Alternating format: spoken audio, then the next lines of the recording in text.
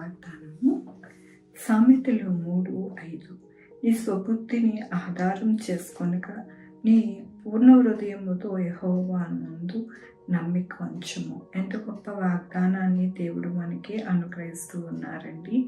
ఈ దినమున దేవుడు ఏమంటూ ఉన్నారంటే, మన స్వబుద్ధి ఆధారం చేసుకోవద్దంటండి. మన యొక్క జీవితాలలో మన యొక్క ఆలోచన, మన జ్ఞానముతో మనము ఉంటే కనుక మన యొక్క జీవితాలలో మేలు అనేది ఉండదు. ఎప్పుడైతే దేవునికి మనము హృదయపూర్వకంగా నమ్మిక ఉంచి ఆయన వైపు ఆధారపడతామో అప్పుడే మన జీవితాలు మేలుతో నిండుకొని ఉంటాయని దేవుడు సెలవిస్తూ ఉన్నారు. దేవుని యొక్క వాక్యంలోను, నేను జ్ఞానిని కదా అని నీవు అనుకొనవద్దు, యెహోవా యందు భయభక్తులు కలిగి చెడుతనమును విడిచిపెట్టుము, అప్పుడు నీ దేహమునకు ఆరోగ్యమును నీ ఎముకలకు సత్తువు కలుగును. అవునండి, మన యొక్క జీవితంలో ఎల్లప్పుడూ కూడా ఏం చేయాలి అంటే మనము జ్ఞానములము అని మనము ఆలోచించకూడదు. ఆలోచిస్తే కనుక మనకి నష్టమే కానీ ఎటువంటి లాభం అనేది మనకి ఉండదు. ఎప్పుడైతే దేవుని కలిగి మన యొక్క జీవితంలో నుండి చెడుతనమును విడిచిపెడతామో అప్పుడే మన దేహానికి ఆరోగ్యము, మన ఎముకలకు సత్తువ కలుగుతుంది.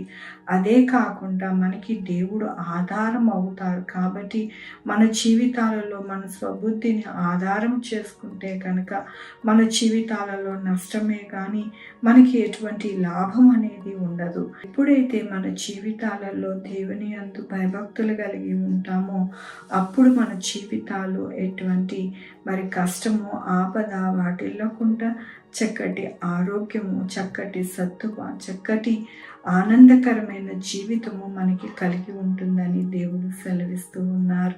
కాబట్టి మన జీవితంలో స్వబుద్ధిని ఆధారం చేసుకోకుండా, మనము జ్ఞానులమని అనుకోకుండా ఎప్పుడు కూడా మన ముందు మన దేవుడను పెట్టుకొని ఎప్పుడు కూడా మన జీవితము దేవుని యొక్క పాదాల దగ్గర పెడతాము. అప్పుడు మన జీవితము, మన యొక్క బిడ్డల భవిష్యత్తు కూడా మంచిగా ఉంటుందని దేవుడు సెలవిస్తూ ఉన్నారు. కాబట్టి మన జీవితాలలో మనము మన యొక్క స్వబుద్ధిని ఆధారం చేసుకొనక ఎల్లప్పుడూ కూడా దేవుని మీద ఆనుకుని మన యొక్క జీవితాలు నడవాలని ఈ దినమున దేవుడు ఆయన వాగ్దానముతోనూ వాక్యముతో మాట్లాడుతున్నందుకు దేవునికి వందనాలు చెల్లిస్తూ ఉన్నాను. ఈ దినమున పుట్టినరోజు, పెళ్లి రోజు, అనేక శుభదినములు చేసుకుంటున్న వారందరికీ కూడా నిండారిగా శుభాకాంక్షలు తెలియజేస్తూ ఉన్నానండి. మీ జీవితంలో దేవుని యొక్క ఆశీర్వాదము, ఆయన బహుమానము, ఆయన దీవెన మీకు కలుగును గాక. ప్రార్థించుకున్నామండి. యెహోవా దేవా, నా తండ్రి, నా ప్రభువా, మీ కృపా కనికరస్తాను బట్టి నీకు వందనాలు, స్తోత్రం చెల్లించుకుంటున్నాను. అవునాయన, మేము జ్ఞానులమని మా స్వబుద్ధిని ఆధారం చేసుకోకుండా నా ప్రభువా మా యొక్క జీవితాలు మీ చేతులకు అప్పగించుకుంటాము. అప్పుడే మా జీవితాలలో నాయన మంచి ఆరోగ్యము, మంచి ఐశ్వర్యము, మంచి జీవితము అనేది మాకును మా బిడ్డలకి ఉంటుందని నాయన మరొకసారి మీరు నాయన వాక్యముతో మాట్లాడినందుకు మీకు వందనాలు చెల్లిస్తూ ఉన్నాను. అయ్యా నాయన, దినమున పుట్టినరోజు, పెళ్లి రోజు, అనేక శుభదినములు చేసుకుంటున్న వారందరినీ దీవించండి, ఆశీర్వదించండి ప్రభువా. వారికి నాయన మీ యొక్క కృప ధన్యనిధి మీరు అనుగ్రహించమని కోరుకుంటున్నాను.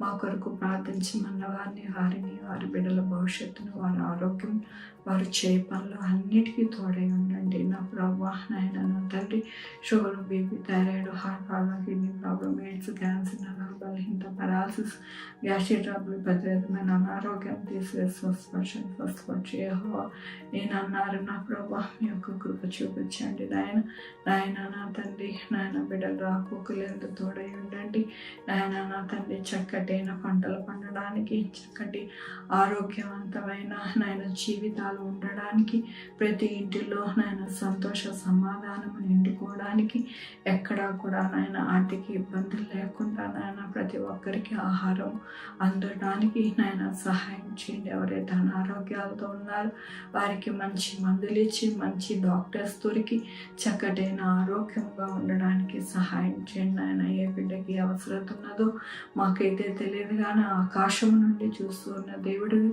ప్రతి ఒక్కరి అవసరత తీర్చే దేవుడివి నా ప్రభా. సహాయం చేయండి నాయన.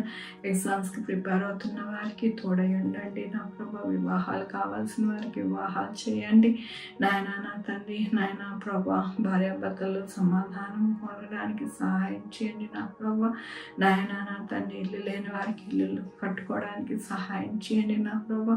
ఎవరికి ఏ లోటు ఇబ్బంది లేకుండా ప్రతిదీ కూడా అనుగ్రహించమని కోరుకుంటూ ప్రతి బిడ్డను మీ పాదాల దగ్గర పెడుతూ నా ప్రభు నా రక్షణ యేసుక్రీస్తు పరిశుద్ధమైన నామమున అడిగి వేడుకుంటున్నాను తండ్రి. ఆమేన్. తండ్రి, కుమార, పరిశుద్ధాత్మ సదాకాలం మనందరికీ తోడై ఉండును గాక.